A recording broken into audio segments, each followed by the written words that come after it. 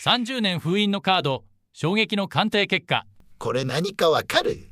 うわ、これ一生に一度見れるか。レベルのデッキじゃん。そう30年封印されてたマジック・ザ・ギャザリングのベータスターターデッキ。なんで売るの？何回か開けたけど毎回損してさ。いくら考えてる？4万ドル。これは1ヶ月だけ。生産されてすぐ絶版になったセットなので、実物の入手は本当に困難です。で、規制価格は2万3000から2万5000ドル程度です。2万3000ドル出すよ。俺3万ドルで買ったんだぞ。じゃあ2万5000ドルで買うわ。リスクはこっちもち中にブラックロータス入ってたら折半な。 OK 乗った。